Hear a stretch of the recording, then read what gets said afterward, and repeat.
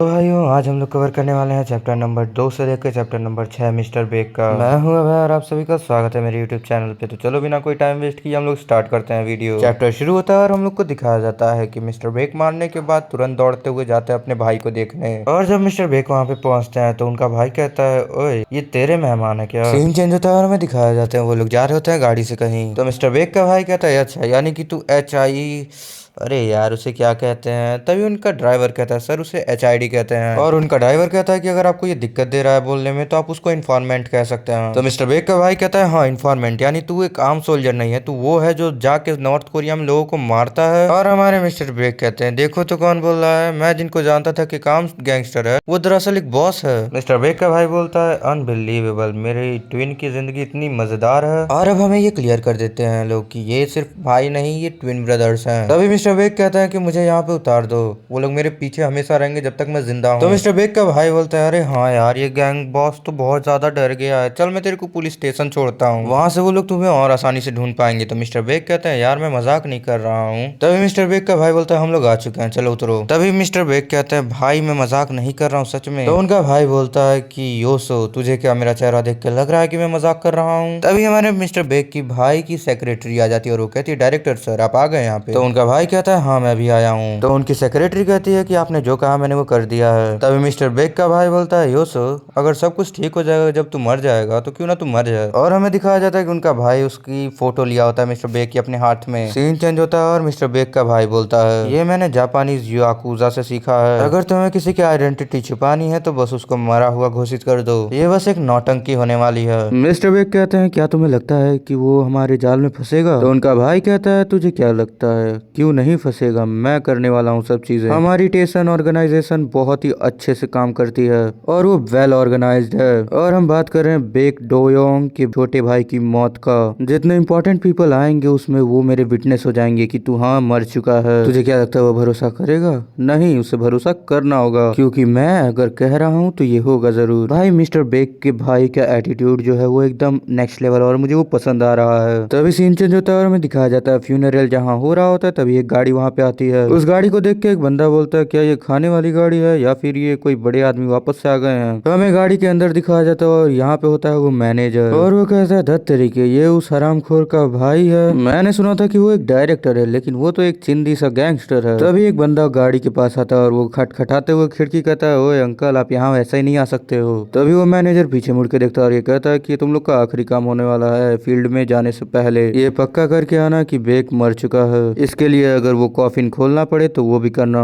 और इतना सुन के जितने भी बंदे पीछे बैठे होते हैं वो लोग बाहर आ जाते हैं। तो जो बंदा खिड़की खटखटा रहा होता है वो तभी कहता है, ओए तू कौन है बे और ये कैसे कपड़े हैं, तू क्या एक्सरसाइज खत्म करके यहाँ पे आ रहा है अभी, जवाब दे हरामजादे। तभी वो बंदा उस बंदे को मार देता है एक मुक्के में। ये देख के पूरे बंदे जो गैंग के होते हैं उन बंदों पे चढ़ने की कोशिश करते हैं लेकिन वो बंदे आराम से इन सभी को नॉकआउट कर देते हैं। और हमें इन बंदों के बारे में बताया जाता है, ये नॉर्थ कोरिया के टीम 2 के स्पेशल एजेंट्स हैं। वैसे भाई ये सोचने वाली बात नहीं है, ये लोग हैं साउथ कोरिया वाले, मतलब जो मिस्टर बेक और बाकी लोग हैं, लेकिन ये नॉर्थ कोरिया वाले यहाँ क्या कर रहे हैं? ये देख के हमारे मिस्टर ड्राइवर आते हैं। वैसे भी उनकी बॉडी इतनी तगड़ी होती है, वो अपना सूट निकालते हैं, आई मीन ब्लेजर, और जहाँ लड़ाई हो रही होती है वहाँ पे आते हैं। वो कहते हैं कि ये एक प्राइवेट फ्यूनरल है, जो लोग अपनी कंडोलेंस देना चाहते हैं वही यहाँ पे आए हैं। अभी वो कितना कही होते हैं तभी एक नॉर्थ कोरियन उनके मुंह पे मार देता है मुक्का। बस इसके बाद उन्होंने उसका जबड़ा पकड़ा और वो जबड़ा तोड़ दिया एक हाथ से। ये देख के बाकी के स्पाइस उन पे हमला करते हैं लेकिन वो सिंगल हैंडेडली उन सभी को खत्म कर देते हैं अकेले ही। और हमें बताया जाता है मिस्टर ड्राइवर के बारे में, उनका नाम होता है हा जिनवॉन और इनका निकनेम है होली अनमूवेबल मैन, जिसका मतलब होता है ऐसा बंदा जिसको कोई हिला ही नहीं सकता है। और मैनेजर को दिखाया जाता है और वो कह रहा होता है, ये हरामखोर एक काम भी ढंग का नहीं कर पाते हैं। इतना बंड खराबा होने के बाद वो मैनेजर बाहर आता है और कहता है अपना कार्ड दिखा के, सर हम लोग गलत इंसान नहीं है, कोई अजीब इंसान, ये कोई मिसअंडरस्टैंडिंग है, मैं मरे हुए योसो का बॉस हूँ और मैं यहाँ कॉन्डोलेंस के लिए आया हूँ। कॉन्डोलेंस का मतलब होता है भाइयों किसी की मौत पे अपना इमोशन जताना कि मैं बहुत ही ज्यादा दुखी हूँ ये सब। तो मिस्टर ड्राइवर ऊपर देखते हैं और वहाँ पे मिस्टर बेक का भाई होता है और वो अपना मुंडी हिलाता है हाँ की तरफ से। तो हमारे मिस्टर ड्राइवर कहता है, चलिए सर तब आप चल सकते हैं। मैनेजर मिस्टर बेक के फोटो के सामने बैठा होता है और वो अपने मन में सोचता है, क्या ये सच में मर चुका है? और मैनेजर अपने मन में कहता है, ये बेकयोंग कितना जानता है, वो शायद उसके भाई के बारे में कह रहा है कि ये कितना जानता है कि क्या क्या हुआ है। हमें पास्ट का सीन दिखाया जाता है जहाँ पे मिस्टर बेक और उनके भाई होते हैं और मिस्टर बेक का भाई कहता है, यार धत तेरी की ये तुम लोग चीफ जांग सब कुछ करवाया है। और मिस्टर बेग का भाई बोलता है तो तू क्या चाहता है मैं उसे मार डालूं। तो मिस्टर बेग कहते हैं उसके बारे में आपको अब आगे कुछ नहीं करना है। तो उनका भाई कहता है तो तू क्या चाहता है। तो वो कहते हैं उसके बारे में मैं मिलूंगा चीफ से तुम बनकर। यानी कि अभी तक हम जिसको मिस्टर बेग का भाई समझ रहे थे वो दरअसल मिस्टर बेग ही था। तभी मिस्टर बेग कहते हैं चीफ जांग जरा हम दूसरे रूम में चल के थोड़ी बात कर लेते हैं। सीन चेंज होता है और हम लोग को वो लोग दूसरे रूम में दिखाए जाते हैं और हमारे मिस्टर बेग उसके सामने ही चाकू रखे होते हैं एकदम बाजू में उसके चेहरे के। और वो कहते हैं ये मुझे उसकी लाश के पास से मिला तो आप मुझे बताएंगे ये उसके पास क्या कर रहा था उसकी मौत की जगह पे। और अगर मुझे आपका जवाब नहीं पसंद आया तो ये आपके शरीर में घुसेगा। और मिस्टर बेग कहते हैं किसने मेरे भाई को मारा है। तो मैनेजर अपने मन में सोचने लगता है किसने उसे मारा, यानी इसको नहीं पता है कि किसने उसे मारा है, क्या सच में वो मर गया है। तो मैनेजर कहता है कि सर आप थोड़ा शांत हो जाइए, वो एक नेशनल काम के लिए मरा है, आई मीन एक नेशनल ड्यूटी के काम पर। और मैनेजर अपने मन में कहता है अगर मैं ये कहूंगा तो ये हरामखोर गैंगस्टर कभी भी नहीं सच जान पाएगा। और वो मैनेजर कहता है सर मैं आपको डिटेल्स नहीं बता सकता क्योंकि ये सब ऐसी डिटेल्स हमें मना किया गया है बताने से। इतना सुन के मिस्टर बेग गुस्से में आ जाते हैं और वो उसके मुंह पे मारते हैं एक जोर से मुक्का। और मिस्टर बेग कहता है तू बहुत ज्यादा बकवास करता है, मैंने तुझसे पूछा किसने मेरे भाई को मारा है। और वो चार्जिंग करने वाले होते उसे और मारने के, लेकिन तभी आ जाती है मिस्टर बेग के भाई की सेक्रेटरी सामने और वो उन्हें रोक देती हैं। और हमारे मिस्टर ड्राइवर उस चीफ से कहते हैं कि अभी के लिए आप चले जाइए सर। और वो चीफ चला जाता है और सीन चेंज होता है और हमें दिखाया जाता है मिस्टर बेग का असली भाई और वो कह रहा होता है किसने मेरे भाई को मारा। और वो अपने सेक्रेटरी से पूछता है कि क्या ये सेम मैंने किया है ना उसकी तरह। तो उनकी सेक्रेटरी कहती है नहीं सर थोड़ा सा आप अपना कंधा जो है थोड़ा मूव कराइए। मिस्टर बेग ये देख के कहते हैं तुम दोनों कर क्या रहे हो। और उनका भाई बैठते हुए कहता है कम ऑन यार हमें नौटंकी करनी होगी, तेरे को ये तेरी इंटेल डिपार्टमेंट ने ये नहीं सिखाया है क्या, तू बस कुछ समय के लिए छुपा रहे। तो मिस्टर बेग कहता है हाँ हाँ बाद में तो पकड़े जाना ही है। और तभी मिस्टर बेग कहता है मैं जिंदगी भर के लिए यहाँ पे छुपा तो नहीं रह सकता हूँ ना। तो उनका भाई कहता है कहाँ जा रहा है भाई। तो मिस्टर बेग अपने बड़े भाई से कहते हैं कि जब तुम पूछ रहे थे ना कि मैं क्या एक्टिंग कर रहा था फ्यूनरल की जगह पे, नहीं मैं उसको सच में मारना चाहता था। तो उनका भाई कहता है यानी कि तू जा रहा है बताने की तू यहाँ है या फिर तू जा रहा है उन सभी को खोज के मारने। और उनका भाई आके मिस्टर बेग से कहता है कि मैं समझता हूँ तू क्या कहना चाहता है लेकिन क्या तू कुछ समय के लिए यहाँ पे आराम कर सकता है, कोई बंड खराबा नहीं कर सकता है, तू सरवाइव कर चुका है। तो मैं जो कहना चाहता हूँ वो ये है कि मैं और तू अभी वो इतना कही होते हैं। तभी मिस्टर बेग कहते हैं तुम चाहते हो कि मैं यहाँ पर छुपा रहूं और गैंगस्टर की तरह जीता रहूं। तो उनका भाई कहता है हाँ तू सही कहा, मैं तुझे चाहता हूँ कि तू गैंगस्टर बन जा। और ये बात कहते हुए मिस्टर बेग के भाई का कंधा उनके कंधे पे होता है। तो मिस्टर बेग वो हाथ हटाते हैं और वो चले जाते हैं वहां से। उनका भाई चिल्ला रहा था ओए बेग सुन तो यार। तो मिस्टर बेग का भाई कहता है कसम से हम लोग तो जुड़वा भी नहीं है लेकिन हम लोग की लापरवाही बहुत ज्यादा है। आई मीन वो लोग जुड़वा भाई तो है पर पता नहीं क्यों ट्रांसलेशन में ये लिखा हुआ है। और मिस्टर बेग का भाई ड्राइवर साहब से कहता है कि थोड़ा अपने बंदूक कह देना तो उसको देखने के लिए। और हमें दिखाया जाता है मिस्टर बेग कहीं जा रहे होते हैं लेकिन उनके पीछे पीछे मिस्टर ड्राइवर और उनके बंदे आ रहे होते हैं। तो मिस्टर बेग कहते हैं क्या तुम मुझे ऐसे ही फॉलो करने वाले हो। तो वो ड्राइवर कहते हैं हाँ ये बॉस का ऑर्डर है। और हमें दिखाया जाता है कि कोई बंदा इन लोग को छुप के देख रहा होता है। और सीन चेंज होता है और हमें दिखाया जाता है चीफ और वो कह रहा था हाँ ठीक है तो तुम उसको देखते रहो। ये शायद एक एयरपोर्ट पे होता है। तभी इसके पीछे से कोई आता है और इसकी आंखें बंद करके कहता है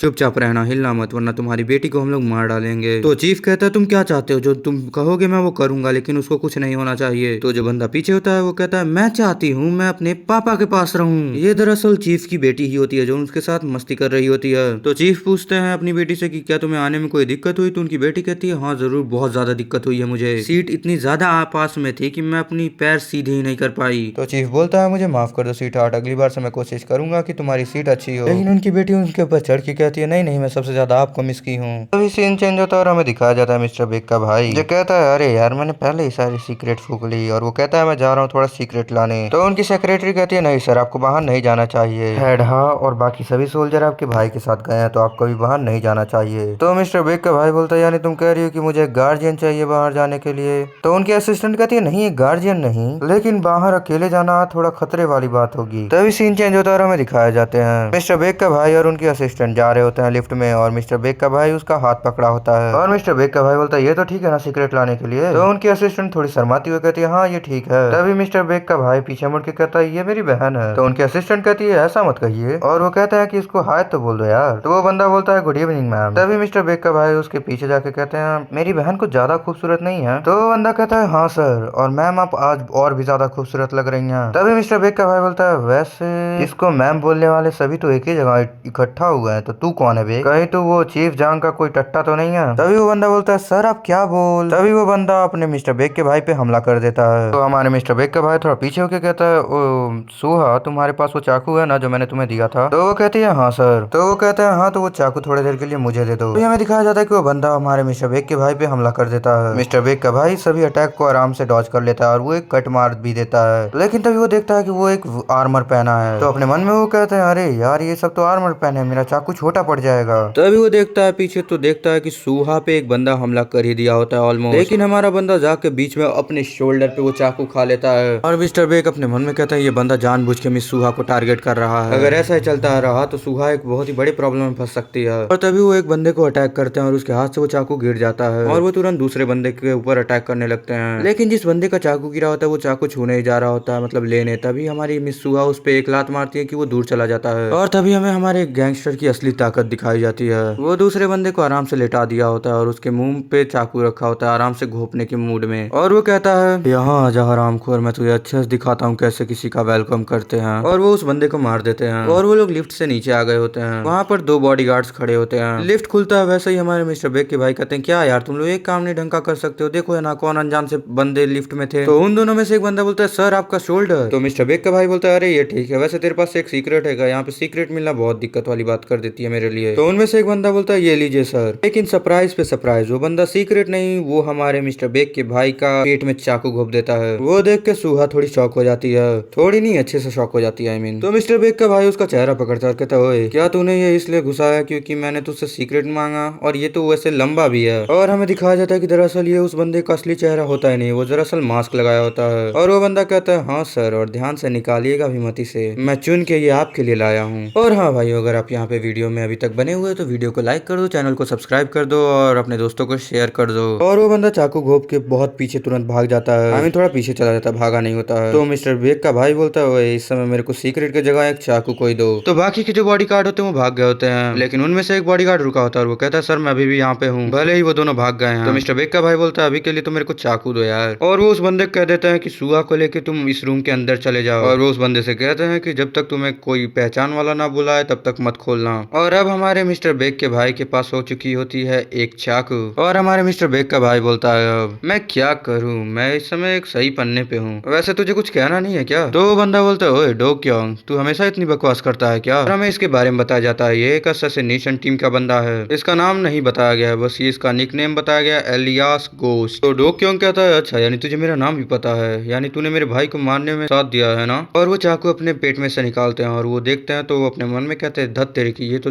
बहुत ज्यादा गहरा है, मुझे इसे जल्दी खत्म करना होगा। तो वो बंदा बोलता है हाँ अगर मुझे वो मौका मिला होता उसको मारने का तो मैं बहुत ज्यादा उसको पसंद करता। और वो मिस्टर बेग के भाई पे अटैक कर देता है। अटैक करने के दौरान वो पूछता है क्या सही में बेग योसो मर चुका है? तो मिस्टर बेग का भाई बोलता है क्या तू मजाक कर रहा है, तेरा बॉस उसके फ्यूनरल पे आ चुका है यार। तो वो बंदा बोलता है चल मैं वापस से पूछता हूँ कहाँ पर है बेग योसो। तो इस बार हमारा भाई बोलता है मैंने तुझसे कहा तूने सुना नहीं क्या? सीन चेंज होता है और हमें दिखाया जाते हैं मिस्टर बेग और ड्राइवर, उन लोगों को कोई पीछा कर रहा होता है तो उन लोगों ने नोटिस कर लिया होता है और वो लोग जानबूझ के एक मोड़ लिए होते हैं ताकि वो बंदा आए और वो लोग उसे मार पाए। वो बंदा वहाँ पे दौड़ते हुए जाता है और एक बहुत मस्त सी मुक्का खाता है हमारे ड्राइवर के हाथ की। वो बंदा दूर जाते हुए कह रहा होता है अपने मन में यार क्या पावर है, उसने मेरी हाथ तोड़ दिया क्या? और उस बंदे को मारने के बाद हमारे मिस्टर ड्राइवर उससे पूछते हैं तुम सीईओ चैंग के बंदे हो क्या? दरअसल ये हमारे मिस्टर बेग पूछे होते हैं और वो कहते हैं क्या उसने इसलिए भेजा है कि चेक करने के लिए कि मैं जिंदा हूँ या नहीं? तो वो बंदा अपना हाथ पकड़ के कह रहा होता है हाँ मुझे पक्का पता था कि तुम नहीं मरे होगे इतने आसानी से। तो मिस्टर बेग कहता है ये आवाज मत कहो कि तुम ली सियोन हो।